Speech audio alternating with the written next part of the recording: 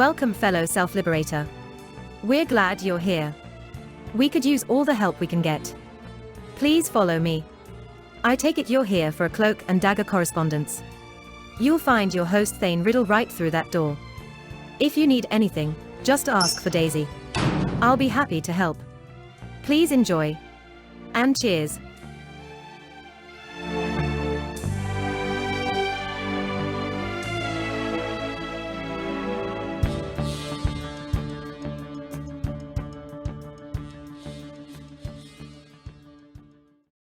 So, Jamin, you can tell what someone's typing by the sound of the typing. That's a thing that they've done. So now I know your sudo password. Oh no! It's butthole, isn't it? That's, well, I mean, you need something that's quick to type, I guess, if you have to type it all. First thing that comes to mind, yeah. How's it going? Pretty good. Warm and stuff.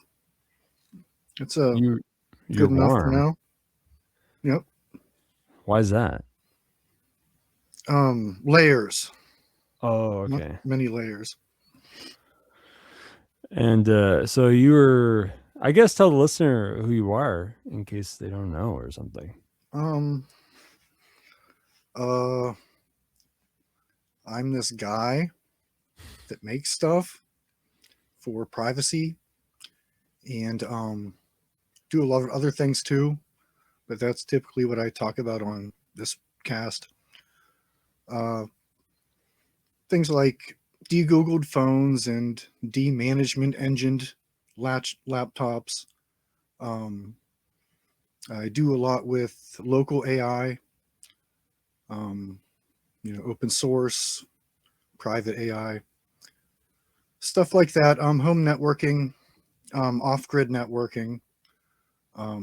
Right now, that's kind of my focus is I'm doing some off-grid projects, trying to get more off-grid here.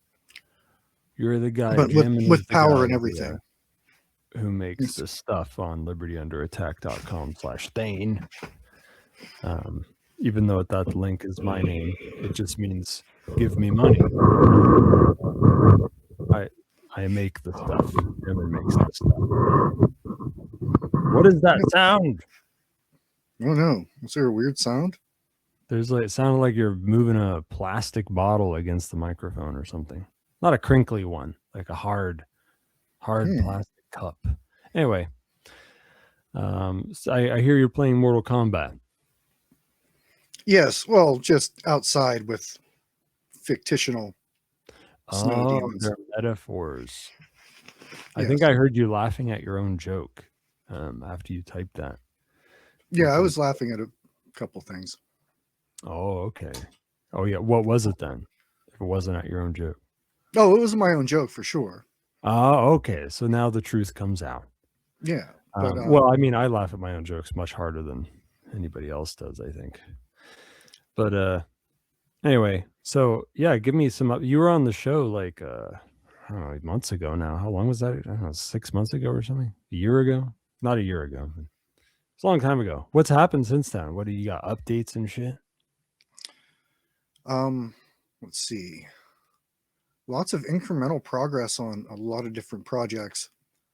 I keep getting jammed up by homestead things failing. Like I'm in the middle of a bunch of repair projects here. But just got some incremental stuff done on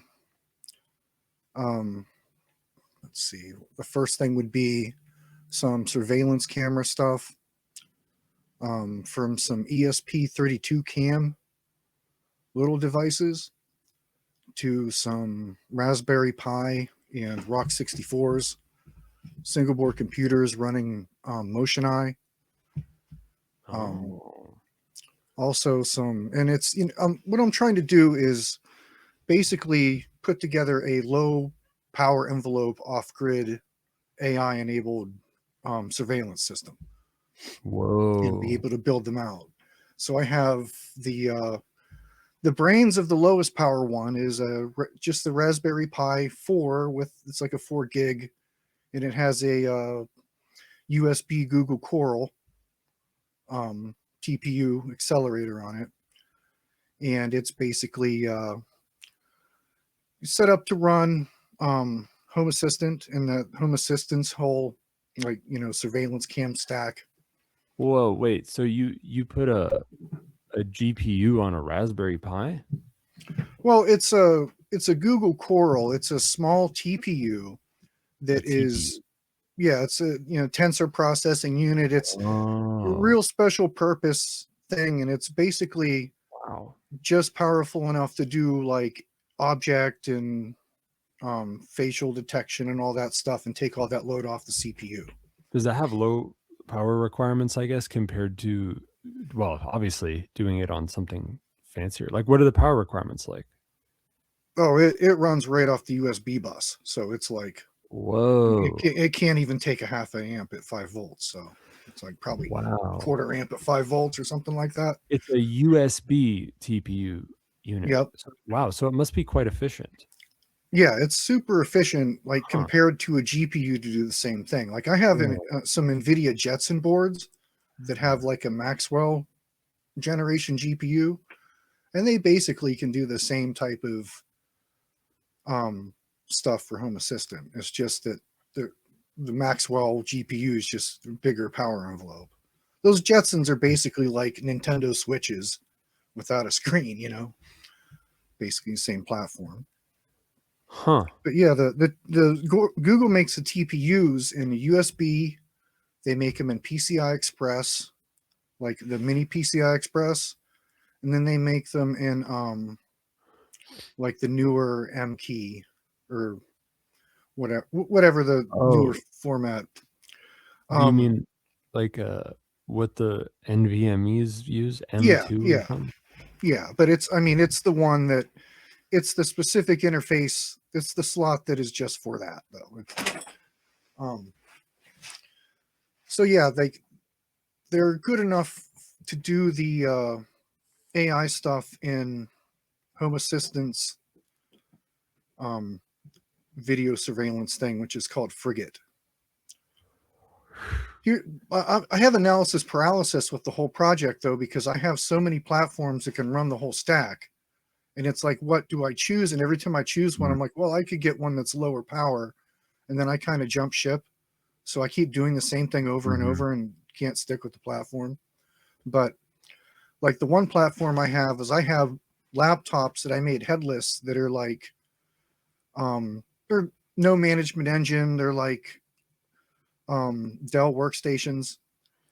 And they're old enough to have the PCI Express slots that are compatible with the Coral. So I have Corals in the laptops along with a Tesla M6 GPU. So they have both, but I'm trying to get the power envelope under that.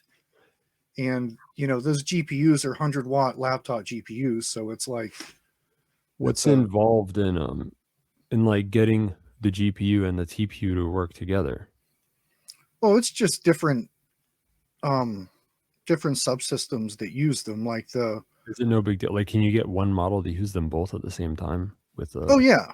But the thing is, the TPUs aren't really suited for any type of image or text generation. They're really just for more basic more basic pattern recognition in an image that would be like for facial recognition or shape recognition.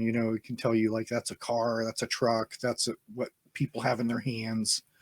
What you can do, though, is after that layer, you can then send that very easily to an LLM that has multimodal capabilities, and it can describe the image that's been sent to it to a T to you. But that's just way more computationally expensive than having that system that all the time is just using that TPU all the time to do the basic recognition. And then if you wanted to, like, if you had some type of motion hit or something that triggered some predefined alarm or whatever, you could send that to a multimodal LLM to explain exactly what is there. Man, that's interesting. I have a friend that has that all set up. How much these Corals cost? They're not that expensive, like $50 or something. Wow, that's kind I of think cool. that's what I paid for the PCI Express ones. The USB ones are more. Then they have one that's like 2 on one card, and that's obviously twice as much. But yeah, they're I guess interesting. the USB ones probably take less power than the PCIe ones, I would think. Well, Just, I mean, they're basically the same chip. right. Yeah, I but mean, there's like a lower power limitation on USB. I guess that doesn't mean the other one uses more power, just that it could. Unless I'm yeah. wrong. Well, the way some of the USB works too, or the PCI Express slots work in laptops too, is they're actually wired for USB as well. So some of the cards are actually like a type of USB that you plug into them. So I don't know if it's because that's the way wireless modems are. Like for LTE, they basically are USB devices that plug into a PCI Express mini slot. So I don't know if that's how they're wired or not. Okay. I mean, Well, they could take the same amount, or they could be more. no, I noted that you said that you were using Rock 64 boards, which is a Pine 64 SBC, and I know that Pine 64 has a camera hardware thing for that they've had for a while. Have you played with their? I can't remember what it's called, the Pine Eye or whatever the fuck it is. You played with that at all? No, but I've looked at it a few times, and I keep looking at it. I'm trying to, they specifically say that it is for early adopters still, and for developers and everything. So Yeah, when they it's get closer taken to an end longer. product, It's taken longer than it usually does for them. I yeah, for feel. sure. Same thing with the Risk 5 board, I think, but I haven't Yeah, checked for they've a been while. working on those for a while. Yeah, the Risk 5 board came out, like the hardware came out years ago or Mhm. something. Yeah, like they've had different iterations of it for a bit, but they've Okay. now been getting like kind of power, like processing power competitive with the ARM ones. Before they were like they had RISC-V as like a coprocessor or something on some of the early ones. I'm Really, a big Pine fan of 64 Pine did? 64. Yeah. Yeah, me Well, too. they had ones that had like both, basically. Oh, funny, I I, don't remember that. I'm pretty sure it was Pine 64. I don't know. I feel like I would remember that, but I could just not know. But yeah, I mean, there were a few companies trying to do something like this, but Pine 64 is special in that they always deliver things like faster and cheaper than everyone else in like the open-ish hardware world. They're pretty cool that way.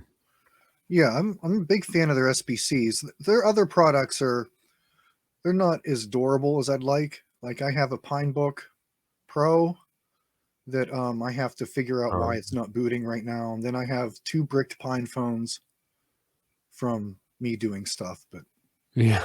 Yeah. Well, I mean, the you know, Pinebook Pro, it's just a Rock Pro 64 or whatever inside there. yeah, it's great. I mean, With a it's bunch of peripherals, I guess. yeah. I have the NVMe in mine. There's like an Okay. NVMe board you can upgrade it with, and I think that's what either Oh, the ribbon cable came out or something. I just haven't opened it up to see when I'm getting the boot error. okay. It's like project number 3,025. Yeah. But Yeah. I like the concept of it just because of its power consumption. Like it sipped power. It runs Yeah. off of the same power wart as a SBC. It's like Yeah, a 5 volt, as it 3 is. amp. Yeah. It is an SBC in there. That's why. But yeah, like you can plug that thing into just like a normal USB-C port, I think. And it will probably stay on. Oh yeah, it only needs like 3 amps. Yeah. So what kind of camera hardware are you using? A lot of different stuff. So let's see here. First I have some off-the-shelf things that are easy to integrate in the Home Assistant that allow for complete, cloudless operation and everything. and I'm trying to remember the brand. And it's like there's so many Chinese brands that sound the same as I'm going to say the brand of a drone, but I'll have to like look and find the brand. But anyway, speaking of drones, it occurred to me that I guess tensor units could be used for, since power consumption is a concern on a drone. You could have an offline drone doing some minor autonomous tasks with something like a Coral tensor unit. Yeah, for sure. Just strap a gun to it and just be like, the tensor unit part's Chinese person. The gun part. Sorry, what? The tensor unit part's easier than the gun part. Yeah, it is. It's not too hard, like creating a sentry drone or like a sentry. I mean, usually they're remote controlled, right? But like making a sentry gun, like in James Bond, that's not too bad. It's doable, right? Like the normal way to do it is just take a normal gun or something, like an AR-15 or whatever. You could do it with a pistol. And it's basically beefy 3D printer hardware. Yeah. For the you just see a robot that pulls the trigger and like points it. And I guess you'll have to like zero it so that it actually shoots where the crosshair is or whatever. There's some pretty good YouTubes on people building those. Yeah. Super cool. Very illegal, according to the illegitimate ATF. But what the ATF doesn't understand is that's why the sentry gun is there. So that if an ATF agent comes, you shoot them. So that they don't seem to understand the precedence of, gun laws come from guns, not the other way around. And then, we can strap a tensor unit to the offline sentry gun as well, so that it could automatically pull the trigger if someone's wearing a hat that says ATF on it, for example. It would be about the same code as it takes for it to send a text. Yeah, exactly. And can you really be prosecuted for that? Because you didn't decide to pull the trigger. Okay, the robot did. It's not even illegal.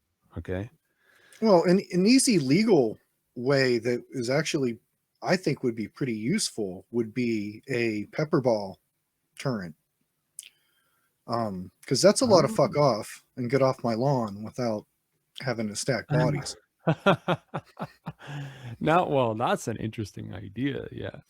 I mean, it's true. That is likely pretty safe and at least in most parts of America, especially if there are like warning signs like don't come here. Because you could do that with facial recognition. I wouldn't. And at least then when it makes a mistake and thinks that you're somebody else, and it'll only shoot you with a pepper spray or something, which would not be good though. I have a less lethal setup. I've got like the paintball gun and the rubber balls. The actual pepper balls are really expensive though. I just have not wanted to. Oh right, yeah. But they go so much further than pepper spray though. It might be worth it. Oh yeah. Well, I mean, I have the rubber balls. Right. Those don't. Do you have like a good, nice, powerful rubber pellet gun? Is it just a paintball gun? Yeah, it's just basically a paintball gun. Okay. It hurts though. Yeah. Does it hurt pretty good? I've never got shot, but they put a big bruise on you, like a nice bruise where they hit. Yeah, that's good. I guess. Well, yeah, that would be illegal, but you could just use a normal ass gun with the rubber bullets, or the hacky sack bullet, the beanbag gun. Wait, so what is your less than lethal setup? What is that? Do you have like an automated paintball gun? No, I just have the paintball gun. It would be cool to make the automated thing though. You could at least make a remote controlled one. Yeah, that would be fun. At the very least, just something to paintball do. Gun sentry. And also, I don't have enough projects. Right. Well, here's a funny thought that I just had. You could make you could make a sentry gun unit that is designed to fit, let's say, an AR style rifle. And then you could just use an AR paintball gun, right? And that's probably not illegal. And yet it only takes like less than 30 seconds to turn it into something more fun, right? So you'll have it lying around. Definitely. That's, I mean, I'm not a lawyer or anything, but that sounds like a good idea to me. Oh, home automation. Yeah. So how does this work? Is it like fucking Zigbee or some shit? Like how like what is this? What protocols are you using? It works as a Home Assistant plugin. Home Assistant does all the stuff through a plugin called Frigate. And Frigate is like the AI and video integration thing. So everything runs off of Home Assistant. And of course, that means there's a million ways to deploy a Home Assistant too. And I've messed around with a bunch of them and haven't really decided which way to go. I mean, you can do a virtual machine. You can do a SBC with it running. You can do a mini computer. You know, there's so many ways to do it. One way that I really am liking though is I have these.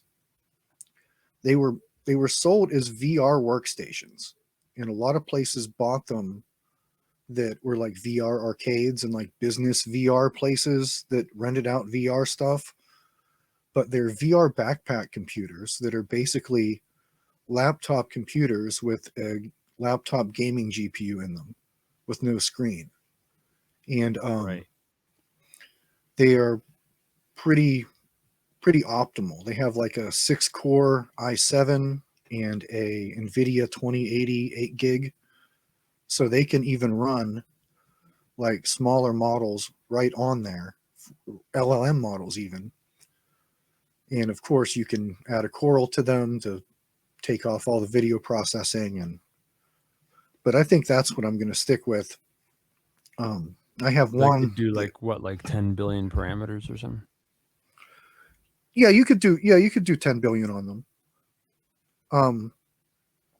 Basically 8 gig, well, in a Q4 quantized size, 8 gig, or I mean, an 8 billion parameter model takes around 6 gigs.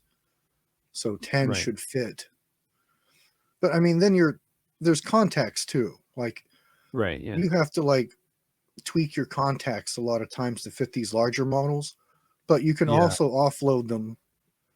You can also offload layers to the CPU with most of the apps. Yeah, with GGuff models or whatever. Yeah, Right? yeah. And those are the models I've been messing with the whole time, just because it's like I can download one format and use any of the systems I have Right. to Yeah. inference it and not worry about. And I have like some of them I'll do like a Q6 or like a higher quantization that you don't have really any loss.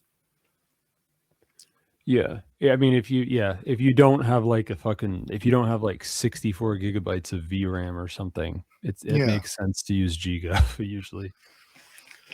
Oh yeah, especially since you can fit those 8B models. I mean, you can run the 8B models on an older laptop CPU just fine, like nearly conversational. Like these quad core 4th gen i7s and these older Dell workstations that I use for lab systems here, they run 8B models right on the CPU at about 3 tokens a second or something. I mean, you can have a conversation that fast. Oh yeah, I guess Or that slow. we're taking call-ins now. Oh. And the only people who can hear me saying that are the people who are already here, which is nobody. So maybe I'll type it in the room so that what's the point? They're not gonna come anyway. Here, I'm gonna type it anyway. Taking call all ins. PAZNIA.com slash call to taking all ins.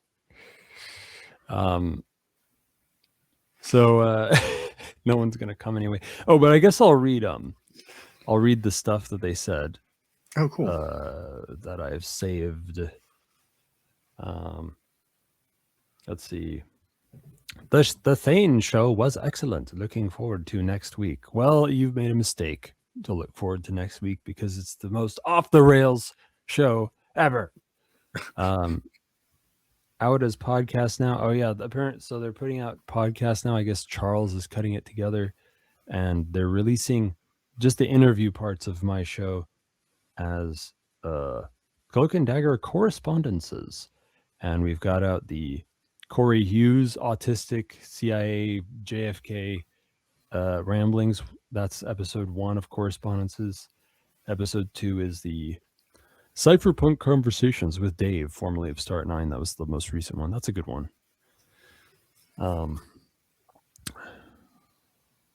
People are complimenting last week's show. I could tell too. Last week's show was a good one. Shadrach says, had a good talk with Dave yesterday. He's a keeper. Love is in the air.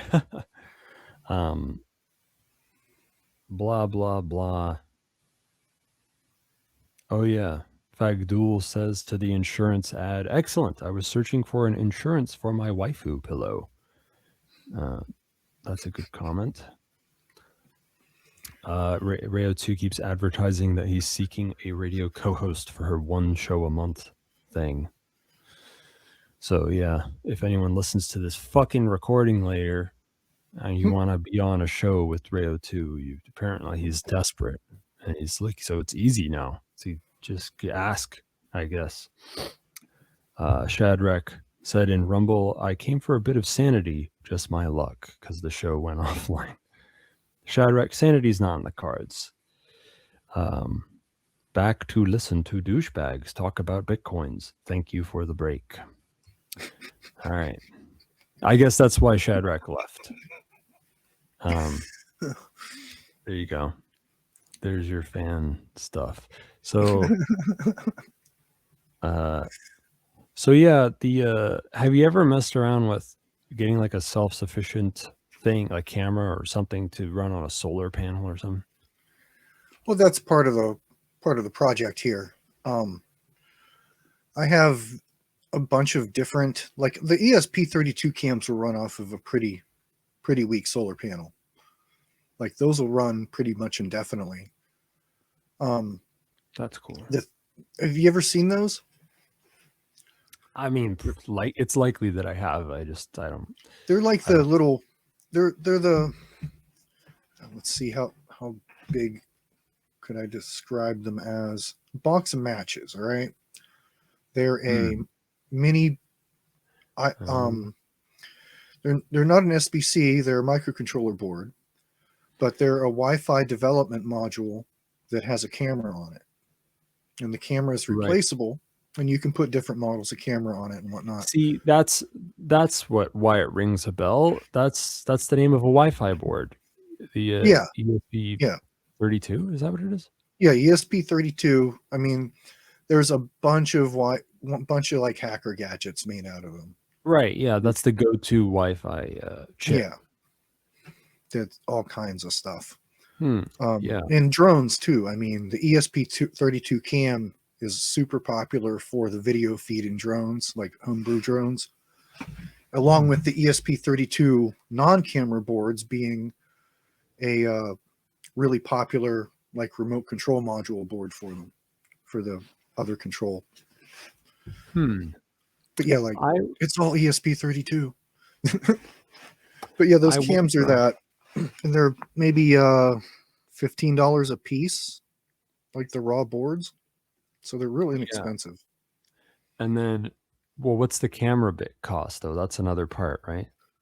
Well, no, they come with the little camera module. Oh, is one of those little Alibaba setups where they come. Yeah, and it's just the raw board, and like I've printed a few different designs of cases for them. I have one that you put double-sided tape on and stick to like a window that sees out the window.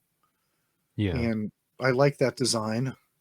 And of course, they run off of USB power. If you wire them as such, they don't come with that, but the ones I made do. And they just have a very small power envelope. And they have they need a mod to accept an external antenna, and without it, they have pretty shit range. Is the problem? Right.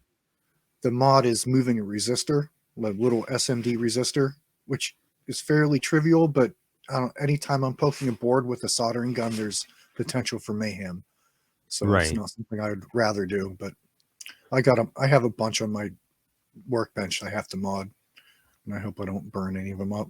Do you have any clue how long that would last on an 18650 cell?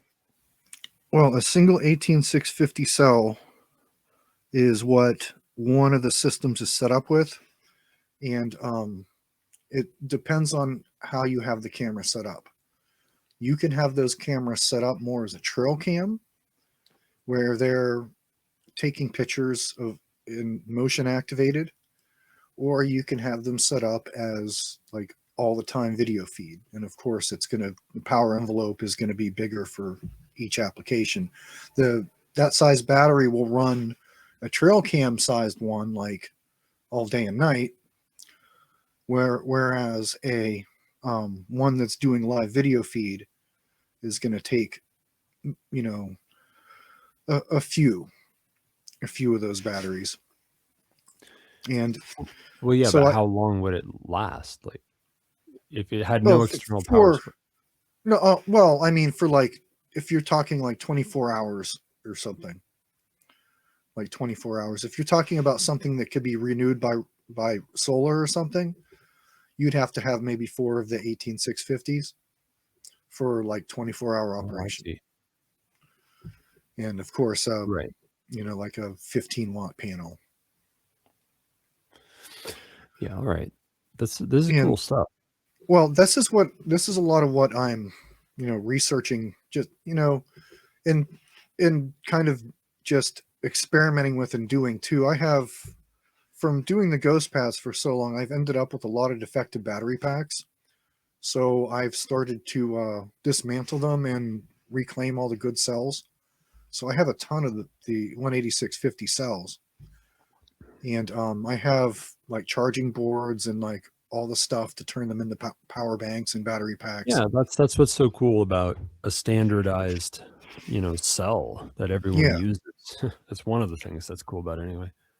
Yeah, I use reclaimed cells in all my projects, just about. Now, there are things that I'll just use high quality, like commercial protected cells for, like night vision or like high drain digital devices or something. But anything that I have my own protection circuit in, I'm using some raw cell out of a laptop pack. Yeah. Well, this might be hard to answer, but so the Tensor, the Coral TPU, it can do basic image recognition. Well, I guess the answer is no then. I don't really understand what kind of LLM, or sorry, not LLM, what kind of model even, like what is that technology? Like we have LLMs for text generation, we got like stable diffusion for image generation. What is image recognition? What do you call that? I don't know any more technical term than just image recognition or. Oh, okay. Because there must be some, the way LLMs underlie text. Yeah. There must be some name for that technology. We just don't know what it is. But I mean, yeah. I guess these Coral TPUs probably couldn't do this, but my mind created an automated. I guess you could just do this with the GPU, but there could be an automated portable thing, a unit that just automatically tries to hack Wi-Fi networks or Wi-Fi enabled devices. Like with what do you call the attack where you pretend to be, you like clone a Wi-Fi evil twin? Evil twin. Yeah, you could have a little Shodan Lawnmower Man unit that maybe you could hitch a ride on something. Maybe you could just leave one on a bus. Well, no, that's not good. You could tape one to a bus, maybe, so it stays there for a while. But shit, it wouldn't stay anywhere long enough. Tape it, I don't know. Fucking just put it in a cafe or something so that it hacks all the people you can pick Starbucks in Washington D.C. And just have a unit automatically. I mean, shit, there's probably already people doing things like this. Come to think of it, the KGB and shit are probably already. Oh yeah, I doing have it. a couple devices that can do stuff like that. Yeah, that'd be cool, dude. There's one that didn't work. I was using some early development version of it, but it's called Bjorn. It's a Wouldn't that just be Bjorn? maybe. I'm not going to argue. But anyway, it's a app for a Raspberry Pi Zero that is a lot like the oh, it's killing me. I can't think of the name of this thing. Panagochi. So together they make a kit. The Panagochi automatically is always searching for wireless, and then it tries to de-authenticate and capture the handshake of any wireless networks it meets, and then it stores that. And then Bjorn is the next phase, basically after you have the handshake, and if you actually crack the handshake to get the key, you can then use the other gadget to hop on the network and do a bunch of automated discovery and penetration testing. And it's all automated and it's all AI. That's cool. The Panagochis are it's a Raspberry Pi Zero with a little little e-ink display that's only the size of the Pi Zero, and they're normally in like a little 3D printed case. So one thing you can do with them is you can Velcro them to the bottom of a drone, and you can just fly them around, and they'll do all your war driving for you, and actually give you all the all the handshakes. And if you have a system set up or have some type of, cloud system set up where you're cracking your own Wi-Fi handshake, of course, you could then send those credentials right to that little device, and it does its thing. Right. So so where does the AI come in though? Like what's running the AI? Well, it's built. The app is using some library to do it. So that's on some other device. No, that's right on the Pi Zero. How the fuck? So there's AI running on the Pi Zero? Yeah, but it's like really, really simplistic. I mean, it's just like, but it's enough to automate. Oh, I guess because it's purpose. Is this like a purpose built yes, model? yes. Oh, yes. That's exactly what I'm thinking about. Right. Yeah, it is exactly what you were saying. And so man, there's so much potential in the realm of purpose-built little, like single purpose small models that can run on shitty hardware. And then there's Bruce. Have you ever seen Bruce firmware for the ESP32 devices? I don't think so. I might have. I don't know. So Bruce is is basically an offensive firmware package for ESP32 devices that have a screen on them. Like I run Bruce on a LilyGo T keyboard that is basically also set up for LoRa and stuff. Meshtastic, but it has all those wireless tools built in too. So it's just like, it doesn't have the, well, it does. It kind of has, so it Bruce, has like yeah. it comes for LoRa boards as well? Yeah, a lot of LoRa boards are ESP32 based. Oh, I'm surprised I didn't know that. Yeah, like their underlying like IC is a ESP32, and then they have like LoRa modems attached to them. Huh. Except for the WizBlock ones, those are like their own deal, and they're like way less power consumption because of it. Like they're probably the best to make solar nodes. Because they were built from the ground up to be. Yeah, they're just LoRa. basically, yeah. They're like a different platform, but What's almost that called? all the other WizBlock. WizBlock. Okay. Yes, WizBlock is something that should be on people's minds then, since we think a lot about using LoRa to make low power, like resilient mesh networks. Yeah, I have a prototype that is based on WizBlock and a 3D printed birdhouse that accepts a solar panel roof thing. So and it's meant to look like a birdhouse. Yeah. Yep. Does it function as a birdhouse? Can you put like birdseed in there? If I made the rest of the birdhouse, I could. The 3D printed part is just kind of like the roof of the birdhouse, and with an attached box that the LoRa crap goes in the battery. I could very easily build a little box to set that on top, and then it's a birdhouse. You know of any solar cells that they don't have any obvious like cell appearance to them, like it's just like a flat black piece? You can get military cells like that. Right, yeah. That's good. They're about like there's solar, they call them solar blankets. And right. They have like real, stealthy looking cells, and they're like 60 watts, and they're a few $100. Oh, okay. So they're not like crazy expensive, but they are like a couple or few times more expensive than your standard folding solar panel for the same wattage.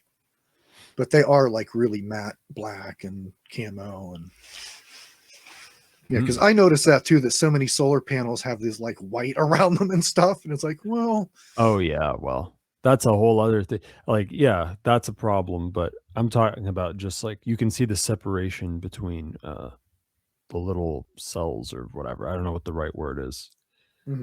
Or little lines. You can see lines on them sometimes.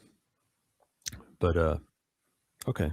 Well, since we're getting close to the end, is there anything you want to make sure we don't miss that you like want to talk about today? No, not necessarily. I didn't really have any agenda. I thought I'd just go on and talk about whatever. Okay. Well, what about other stuff like power, off-grid power? You mentioned earlier having trouble with that or doing something with that. Well, I've been collecting components for a long time, and sometimes that doesn't lend itself to one big system. It actually is turning into two systems. I'm going to have one that is like powers most of the house, like all the essential things of the house. And then I'm going to have a separate system that powers all the essential tech, which is like the home servers and stuff like that, and radio equipment, emergency stuff. So I've been collecting parts for all those, and I have just about all the parts now. And I have to mount panels, and the easiest way to do so without running into restrictions and building code and bullshit is to make pergolas and put the panels on the pergolas outside instead of putting them on my roof. So I have a couple pergolas to build to put my panels on. So it's just a massive undertaking for someone with limited time resources. I'm getting it done a bite at a time, like eating an elephant, Do you do that often? Yeah. Eat an elephant? Is that why you're fat? Yes. Well, Oh, fat doesn't make you fat. oh yeah, that's Remember? the carnivore dieters. Well, it's what it really is the protein is stopping them from eating too much because they're getting full. You could easily get, if anything, fat is the easiest macronutrient to get fat on because it's calorie dense and it tastes good and it's not that filling. Like someone wants to gain weight, all you gotta do is just slather a bunch of like butter on stuff. But anyway. So yeah, that's basically what I've been up to is the power. Oh yeah, another thing I wanted to ask, for the wireless cameras and shit, like, are they just Wi-Fi devices? Is that all? I guess you said that already because they're ESP32. Well, the ESP32s are Wi-Fi devices. Right. The Raspberry Pi and Rock 64 can either be Wi-Fi, Ethernet, and even power over Ethernet. Right. Well, really, Go ahead. they could be anything because you can plug stuff in with USB or something. And most of my infrastructure is going to be wired.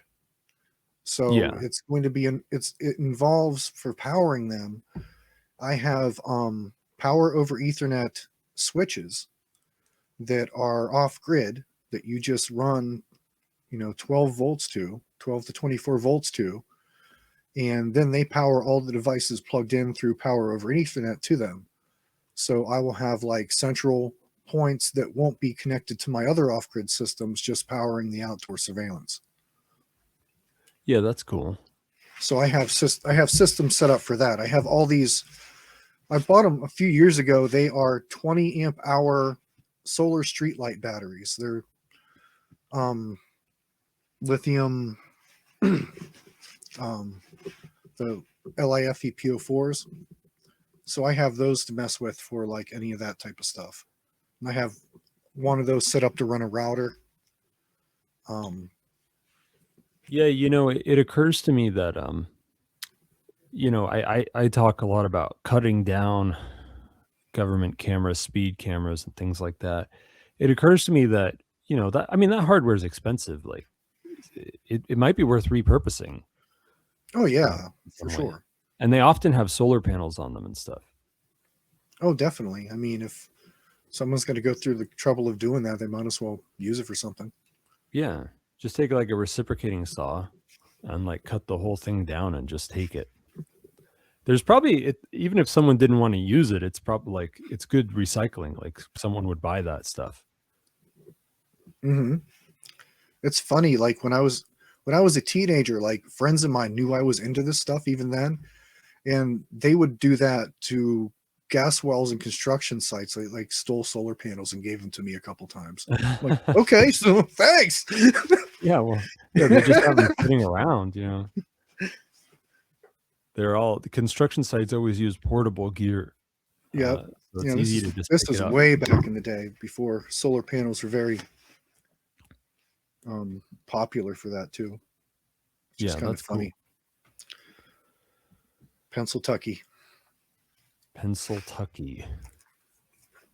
The fuck is that? That is Pennsylvania and Kentucky. Oh, that's what us Western Pennsylvania people call Western Pennsylvania.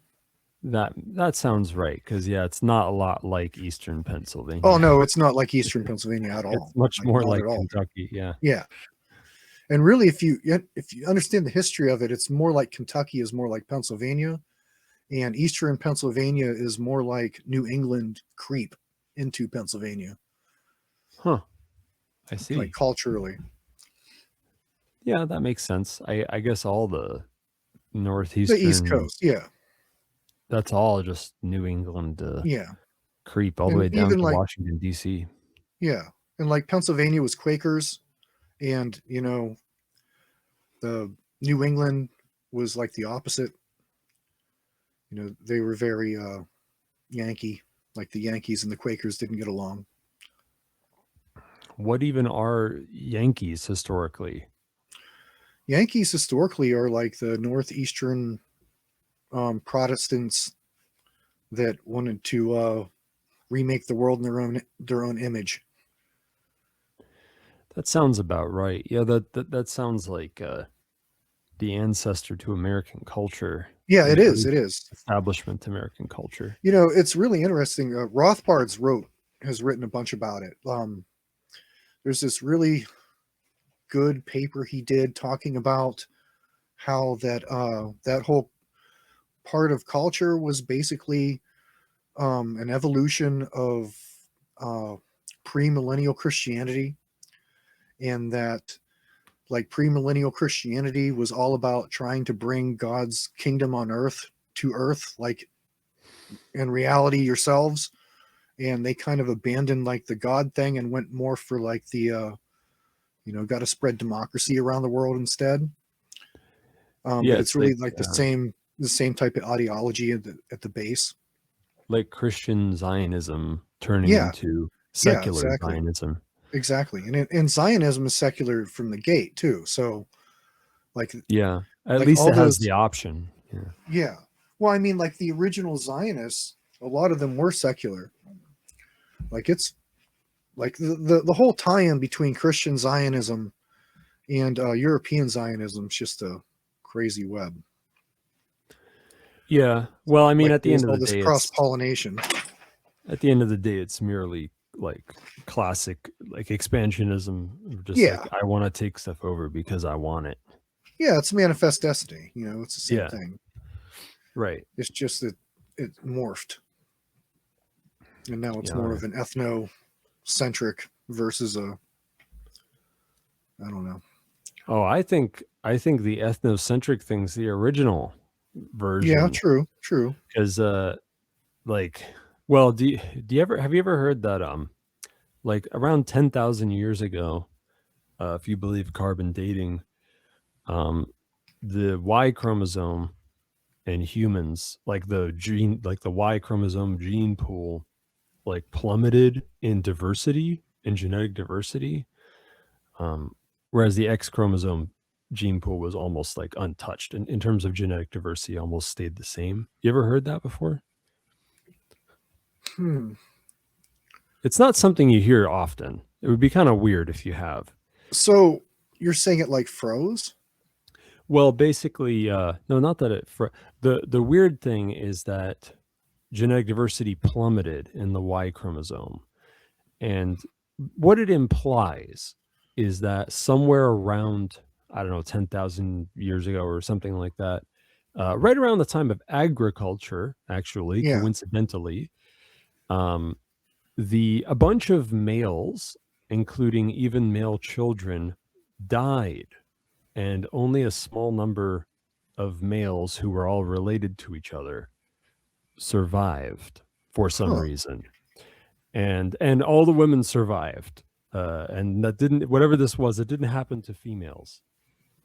So it sounds, what the Yeah, conclusion I that's really came to, interesting. and what the researchers came to as well, is, well, it looks an awful lot like you have patrilineal clans uh wiping out, like, going to war until literally every single other male, even children, of the other clans is dead, and then you take the women and mate with them, biblical style. This is like what it says in the Yeah. Old Testament, like Hmm. all the men and take the lowlies, take the virgin females for yourselves. And it switches when it comes to livestock. Sometimes it says kill them, sometimes it says take them.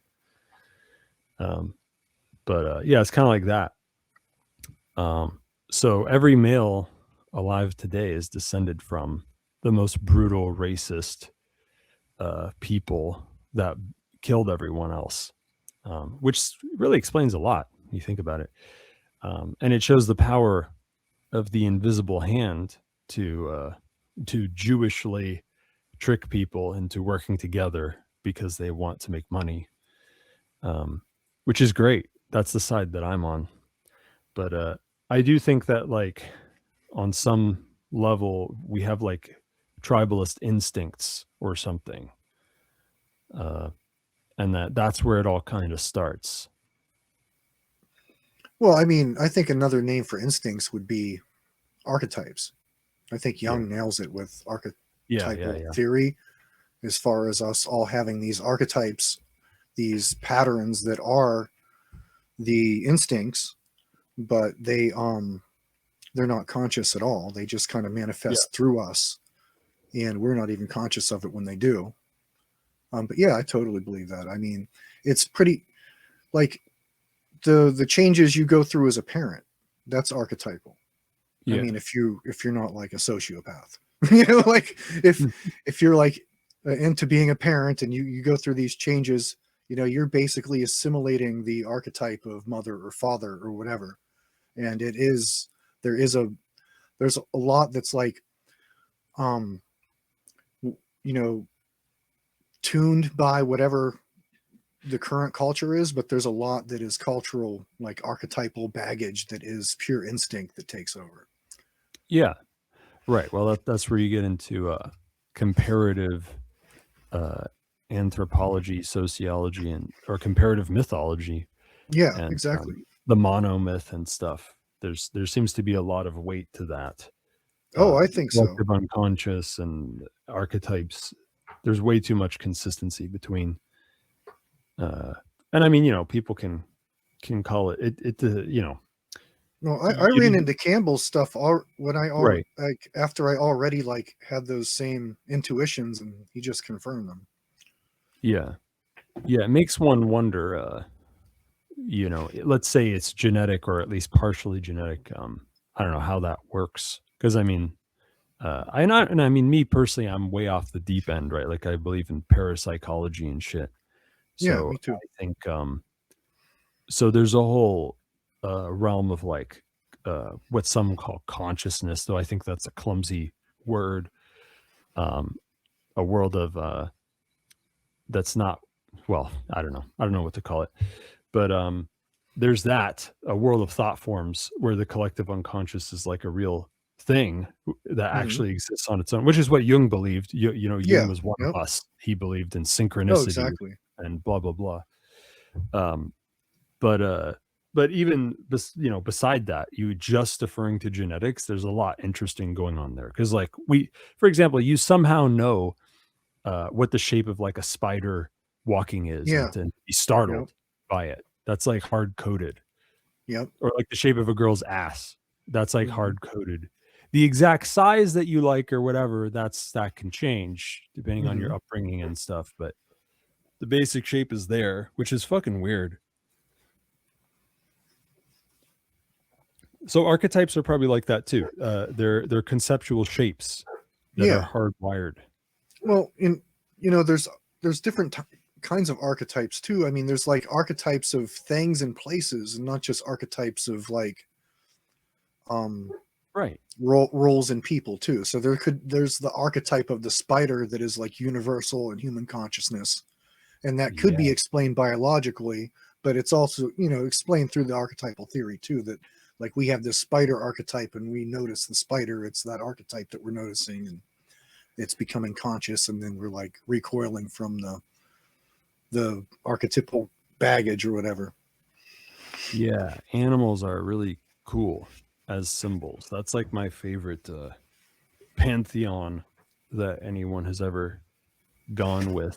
I don't like as much the well, I do still like the personifying forces of the universe and telling stories about them like they're people. That's cool too. I do like I like Norse mythology, I guess, but animals are like the Native American style of just like making everything animals. I really like that. Yeah, I always want to learn more about that. I have a few books. What are the books? I'd have to go dig through them. Well, you don't have to do that. I think a couple. I think one is like an animal tarot that has like traditional, like assigning of like meaning to the animals, and one is just like a book on the animal meanings from different native. What's that? Medicine cards, I think some of them are called or whatever. I'm pretty into the whole tarot as far as a not necessarily as divination, but more as like a psychic amplifier, like Jung talks about. What's the difference between divination and a psychic amplifier? Well, I mean, when people are using them for divination, they're basically trying to divinate the future. When you're just using them to like as for self-discovery, you have like a different frame of reference. Oh, okay. Like the frame of reference would be like, what do I see in these cards according to the meanings that I've assigned or they've been assigned? Like, how do they relate to me personally in like a self-improvement or self-growth type thing versus like a lot of the people who divinate, the cards all are different people in their lives and, they're all going to do different things and, all this. But Jung was into them like that. And I even have a couple Jungian tarot decks. And the one is just like there's no text on it. It's all just shapes. And if, according to Jungian cognitive theory, what you're doing was when you're like trying to interpret something like tarot is you're using a type of intuition that not everybody is gifted with and most people have to work hard to develop. It's called introverted intuition. And Jung basically described that type of intuition as being like the ability to look into your own personal consciousness. Yeah. And mine useful things from there. Versus like the other types of intuition that you're basically intuiting things by external input. So it's like it's like a brain game. Even if you don't think it's like relevant or anything, it's a brain game to put the cards out on the table and try to make up a story about them. Like it's literally like it's making you cognitively sharper on that level of intuition every time you do it. Yeah. So I mean that's I think the least anyone could say about, I mean, to me, I call it all divination. Like it doesn't have to be the future or something. It could be about what's going on inside you or whatever. It's all divination as long as you're using something random, or at least seemingly random, to whatever derive meaning. I mean, that's why he called them psychic amplifiers. Yeah. Like all you're doing is it's a way to tell yourself a story about your unconscious because you can't directly communicate with it. It's a mediator. That's the mechanism no one can easily deny. Because like obviously when you read meaning through free association into something seemingly random, the least it's doing is telling you something about what's going on in your mind. The very least. Exactly. Which is, it's kind of like dreams or something like that. Yeah. But there's a great Douglas Adams quote.